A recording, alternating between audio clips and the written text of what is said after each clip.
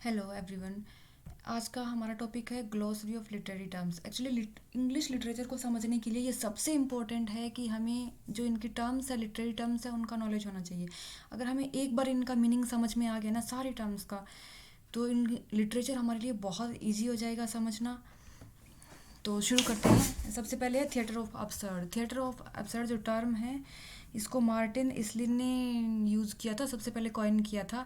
और इन्होंने ये जो मिड 20th की जो भी जितने भी प्लेज थे ना, वो इसी तरह के थे। अपसर्ड का मतलब होता है मीनिंगलेस, जैसे लाइफ में कुछ भी मीनिंगफुल नहीं हो रहा है, सब कुछ मीनिंगलेस है। जो फर्स्ट और सेकंड दो वर्ल्ड वॉर हो चुके थे, उसके बाद लोगों में बहुत डिसअपॉइंटमेंट आ गया था लाइफ को लेकर। तो ये मार्टिन इसलिन ने एक वर्क था अल्बर्ट कैमस का, सिसिपस, मिथ ऑफ सिसिपस, उसी से इस टर्म को कॉइन किया था। एक्चुअली ये जो मिथ ऑफ सिसिपस है, ये क्या है कि ग्रीक माइथोलॉजी के अकॉर्डिंग सिसिपस को एक पनिशमेंट मिला था। वो रॉक को रोल करते हुए माउंटेन पे लेके जाएगा, फिर उसको नीचे लेके आएगा, फिर उसको फिर ऊपर लेके जाएगा, फिर वो नीचे लेके जाएगा। बस इसी तरह से वो बार बार बार बार यही कर रहा था। तो इसका मतलब ये कि मीनिंगलेस वर्क है एक्चुअली। तो लाइफ भी इसी तरह से मीनिंगलेस ही है, उसमें कुछ भी मीनिंगफुल नहीं हो रहा है। हम जो डेली रूटीन है वो किए जा रहे हैं, ना कुछ पता है कि कल क्या होगा या उसका कुछ रिजल्ट मिलेगा या नहीं मिलेगा। मैंने कुछ एग्जांपल ऐड किए हैं, ज़्यादा एग्जांपल इसीलिए ऐड किए हैं कि लिटरेचर में क्रोनोलॉजी बहुत इंपॉर्टेंट होती है। और इतने सारे वर्क हैं, आप एक एक दिन बैठ के या जो भी ऐसे वर्क्स को आप याद नहीं कर सकते। जितना ज़्यादा वो आपकी आंखों के सामने आते रहेंगे, वैसे ही आपको याद होते रहेंगे। तो इसीलिए मैंने कई सारे वर्क ऐड किए हैं इसमें। जो ये सैमुअल बेकेट का वेटिंग फॉर गोडोट है, ये बहुत इंपॉर्टेंट है। और ये जो दूसरा हेरोल्ड पिंटर का है, बर्थडे पार्टी, ये दो वर्क बहुत ही इंपॉर्टेंट है। बाकी सारे ये थिएटर ऑफ एब्सर्डिटी के ही वर्क हैं सारे। नेक्स्ट टर्म है act.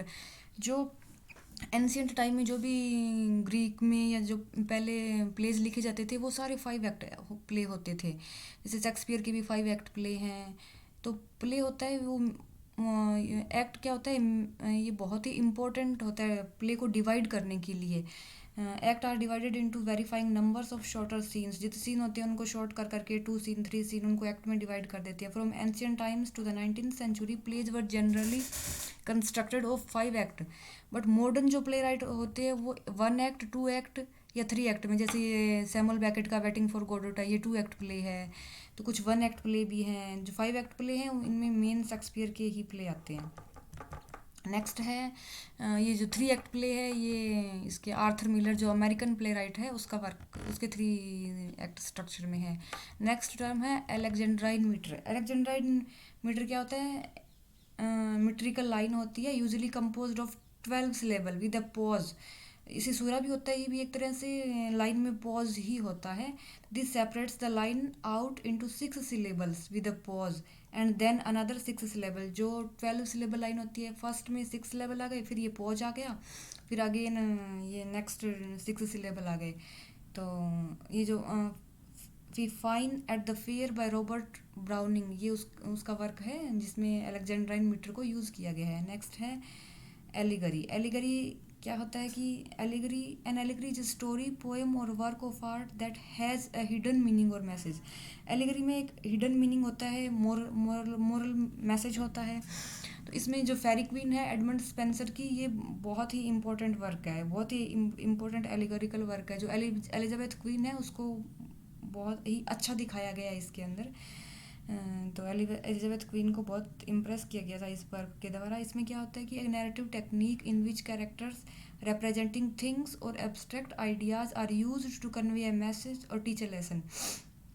Allegory is typically used to teach moral, ethical and religious lesson, but it's sometimes used for satire or political purpose. और जो ये तो रिलीजियस हो गई फेरी क्वीन तो। और ये जो एनिमल फॉर्म है, जॉर्ज ऑरवेल ने लिखा था, ये पॉलिटिकल एलिगरी है। इसमें क्या था कि पॉलिटिक्स को दिखाया गया था, और Russian revolution of 1917 and the rise of communism. तो ये फेरी क्वीन एडमंड स्पेंसर का वर्क है, बहुत ही इंपॉर्टेंट वर्क है। Next is allusion. एलूजन क्या होता है, एलूजन मतलब जिसमें क्वालिटीज़ दिखती हैं, जैसे reference to a familiar literary or historical person or event use to make an idea more easily understood. ये जो शेक्सपियर का रोमियो है, जैसे हम कहते हैं ना क्यों, तो रोमियो जैसा लगता है, दैट मीन्स कि उसमें रोमियो की क्वालिटीज़ हैं। वो बिल्कुल रोमियो नहीं है, ही इज़ उसमें एलूजन आता है कि वो रोमियो जैसा है, जैसे हमारी हिंदी फिल्मों में अमरीश पुरी है वो विलन है, तो उसमें विलन जिसको ये लगता है ना कि ये तो विलन जैसा लग रहा है, तो विलन की क्वालिटीज उसमें होता है, एक एलूजन आता है कि वो उसके जैसा होगा। Next is analogy. एनालॉजी क्या होता है? Analogy is something that show how two things are alike but with the ultimate goal of making a point. This analogy एक टाइप का कंपैरिजन ही होता है।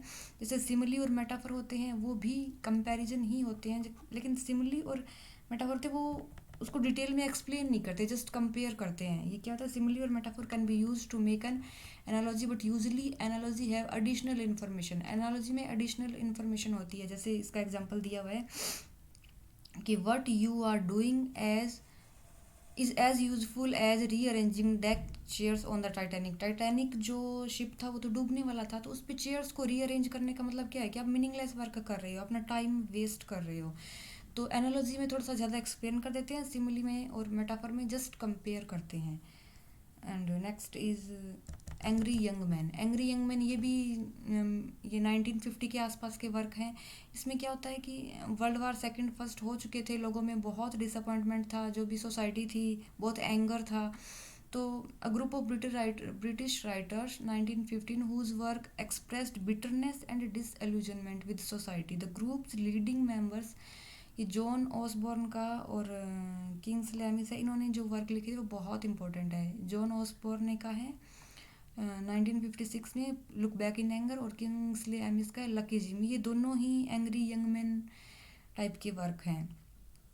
इनमें यही दिखाया गया है कि जो इनका प्रोटैगनिस्ट होता है वो बहुत गुस्से वाला होता है, लाइफ की प्रॉब्लम से बहुत परेशान होता है, बार बार बस भड़कता रहता है।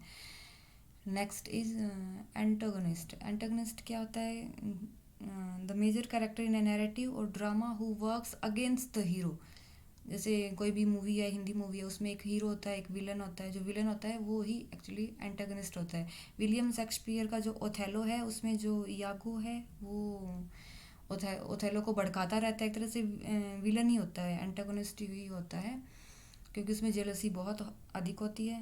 And this is next is anthropomorphism. Anthropomorphism ये तो जैसे फेबल नहीं होती, एनिमल कैरेक्टर्स होते हैं और वो बात करते हैं एक दूसरे से, जैसे वॉल्ट डिज्नी की मूवीज़ होती हैं, एनिमल्स को मिक्की माउस हो गया, इनको बोलते हुए दिखाया गया है, डक डुक होती है ये बोलती रहती है। इसमें क्या है? एनिमल और ऑब्जेक्ट इन ह्यूमन शेप में होते हैं, ह्यूमन कैरेक्टरिस्टिक्स भी होते हैं। The term is derived from the Greek word human form. ये the fable of Aesop and the animated film of Walt Disney, जिसमें एनिमल्स बोलते रहते हैं, एनिमल्स बातें करते हैं, वही एंथ्रोपोमॉर्फिज्म हो गया। Anti hero. एंटी हीरो क्या होता है कि ये जो भी नॉवल है या ड्रामा है उसका सेंट्रल कैरेक्टर होता है, इस तरह से वो उसका हीरो होता है, लेकिन उसमें क्या होता है? हेरोइक क्वालिटीज़ नहीं होती, ये फिजिकल पावर नहीं होती है, मोरालिटी नहीं होती है, वो इनजस्टिस करता है, या जो भी सोर्स होता है। जैसे ये हेमलेट है, हेमलेट हीरो है पर उसमें हेरोइक क्वालिटीज़ नहीं है, वो डिसीजन नहीं ले पाता है कि उसको क्लाउडियस के साथ क्या करना चाहिए, जबकि उसको पता है कि उसके फादर को उसने मारा है, तो वो डिसाइड नहीं कर पाता है। और ये जो द ग्रेट गैट्सबाई है नॉवल एफ स्कॉट फिट्जरगेराल्ड का, इसमें भी जो टाइटल कैरेक्टर है गैट्सबाई ये बहुत वेल्दी होता है और इस नॉवल का हीरो ही होता है, पर उसने वेल्थ इलीगल सोर्स से कमाई हुई होती है, लीगल नहीं होता वो। तो हीरो तो होता है पर उसमें हेरोइक क्वालिटीज़ नहीं होती, इसलिए इसको एंटी हीरो बोलते हैं। Next is anti thesis. Antithesis क्या होता है? ये फिगर ऑफ स्पीच है। स्ट्रांगली इसमें दो आइडियाज़ को कंट्रास्ट किया गया है, उनको या तो ये कंपाउंड सेंटेंस है, compound with the two independent clause separated by comma or semicolon, या तो कोमा के द्वारा उनको सेपरेट किया गया है या सेमी कॉलन के द्वारा। ये जो जॉन मिल्टन का पैराडाइज लॉस्ट है, इट्स वेरी इंपॉर्टेंट। इसमें सैटर्न का ही ये डायलॉग है कि better to reign in hell than to serve in heaven, तो इसको कोमा से सेपरेट किया गया है। या एक और speech is silver but silence is gold, ये एंटीथेसिस होती है। इसमें better to reign in hell than to serve in heaven, तो सैटर्न बोलता है कि हेल में रेन करना ज़्यादा बेटर है, हेवन में सेवा करने से अच्छा है। आर्क्यू। नेक्स्ट इज आर्क्योटाइप आर्क्योटाइप क्या होता है कि एक model pattern or universally recognisable ideas that can be seen in literature. Archetype ऐसा होता है जैसे हमारे रामायण में राम है, राम एक आर्क्योटाइप है कि ये बहुत ही अच्छा बेटा है। तो उसमें भी एल्यूजन जैसा ही कुछ होता है।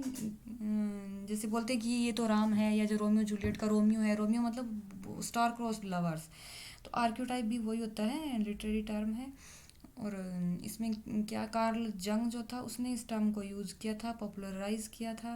For Jung the varieties of human experience have somehow been genetically coded and transferred to successive generation. William Shakespeare का ये Romeo and Juliet as one of the most famous example of star crossed lover. जैसे राम को बहुत अच्छा बेटा माना जाता है, रावण है, इनकी जो क्वालिटीज होती है ना, वो ही आर्क्योटाइप होता है, उसका ही एल्यूजन जिसमें दिखता है वो एक तरह से हीरो हो गए, जैसे स्पाइडरमैन हो गया, कुछ भी इस तरह से। एरिस्टोटेलियन क्रिटिसिज्म, इसमें क्या है कि specifically the method of evaluating and analysing tragedy formulated by Greek philosopher Aristotle ने क्या कहा था कि ट्रेजेडी को जज करने के लिए एक तरीका होता है। ट्रेजेडी जो होती है वो प्लेटो के जो प्लेटो के व्यूज़ थे उसमें था कि आर्ट हमेशा which stresses the usefulness of art. तो आर्ट का क्या मतलब था कि वो यूजफुल होने चाहिए, लेकिन इसने एरिस्टोटल ने कहा था कि ट्रेजेडी होती है उसमें ऐसा नहीं है कि सब कुछ परफेक्ट ही हो, हीरो है वो कोई गलती ही नहीं कर रहा, बिल्कुल परफेक्ट लाइफ जी रहा है, ऐसा नहीं है। उसमें कुछ अच्छाई होगी, कुछ बुराई होगी, तो बुराई की वजह से उसकी लाइफ में डाउनफॉल भी आएगा। तो ट्रेजेडी होती है उसमें एक परफेक्ट ट्रेजेडी को जज करने के लिए कि ये कैसे, इसमें ये सब कुछ होना चाहिए, ना कि सब कुछ परफेक्ट होना चाहिए। Next is aside. असाइड क्या होता है, जब स्टेज पे प्ले हो रहा होता है उसमें एक कैरेक्टर बात कर रहा है, वो ऑडियंस को तो सुनाई दे रहा है पर जो उसके साथ वाले कैरेक्टर हैं उनको नहीं सुनाई दे रहा। इसका मतलब ये है कि वो बोल रहा है, स्टेज पे आ गया, यहाँ पे स्टेज है, यहाँ पे उसके दूसरे कैरेक्टर्स हैं, उनको नहीं सुनाई दे रहा है, ये साइड में आके कुछ बात कर रहा है, जो यहाँ पे बैठी ऑडियंस है उनको सुनाई दे रहा है। एक सोलिलिकी होती है, सोलिलिकी और ये जो असाइड होता है इसमें फ़र्क ये होता है कि असाइड में तो ये 1 और 2 3 लाइन्स ही बताएगा कि मुझे ये करना था, मैं ये कर रहा हूँ, जो भी है। सोलिलिकी होती है ये बहुत लंबी हो सकती है, और इसमें जो बोल रहा है, जो कैरेक्टर है, उसका ट्रू इंटेंशन हमें पता चलता है। कि जैसे हेमलेट है, हेमलेट के माइंड में क्या चल रहा है वो हमें पता चलता है। एक होता है मोनोलॉग, मोनोलॉग भी बेसिकली एक ही पर्सन बोलता है, पर मोनोलॉग ये नहीं है कि वो सिर्फ अपने आप बात कर रहा है या अपना ही है। मोनोलॉग एक तरह का स्पीच भी हो सकता है, जैसे सामने ऑडियंस बैठी है, वो ऑडियंस से बात कर रहा है, telling him or her self कि जैसे स्पीच नहीं होती। मोनोलॉग का मतलब होता है कि वो monologue are typically directed to other characters, it may also be directed to the audience, but it's not a speech that a character is telling him or her self. Monologue में वो अपने बारे में नहीं बता रहे, वो कोई और टॉपिक, कुछ भी टॉपिक हो सकता है, जैसे मैं भी जो बोल रही हूँ एक तरह का मोनोलॉग ही है।